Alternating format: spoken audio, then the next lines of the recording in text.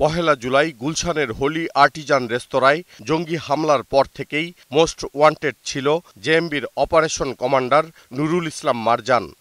চট্টগ্রাম বিশ্ববিদ্যালয়ের আরবি বিভাগের এই ছাত্রের গ্রামের বাড়ি পাবনার হেমায়েতপুরে। গত বছরের জানুয়ারি থেকে পরিবারের সাথে তার কোনো যোগাযোগ ছিল না।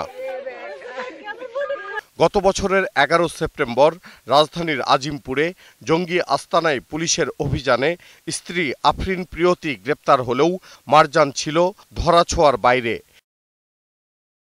এই মারজানের সন্ধানে বৃহস্পতিবার দিবাগত রাতে মোহাম্মদপুরের বেড়িবাঁধ এলাকায় অভিযান চালায় ঢাকা মহানগর পুলিশের কাউন্টার টেরোরিজম ইউনিট। এ সময় মারজান ও তার সহযোগী সাদ্দাম নিহত হয়। পরে তাদের লাশ পাঠানো হয় ঢাকা মেডিকেল কলেজ হাসপাতালের মর্গে।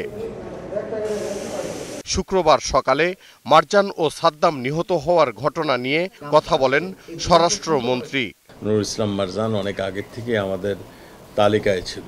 উত্তরবঙ্গে যতগুলো অঘটন ঘটিয়েছে তার সঙ্গে জড়িত ছিল এই সাদ্দাম। গভীর রাত্রে যখন এরা যাচ্ছিল মোটরসাইকেলে করে, তখন চ্যালেঞ্জ করলে তারাও বোমা বিস্ফোরণ করে, তখন পুলিশের গুলিতে এরা নিহত হয়।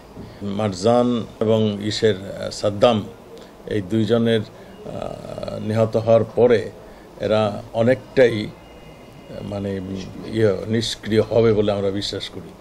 অন্য পলাতক জঙ্গিরা শিগগিরই ধরা পড়বে বলেও জানান তিনি। এরা অবশ্যই ধরা পড়বে। দীপু সারওয়ার, 21 টেলিভিশন, ঢাকা।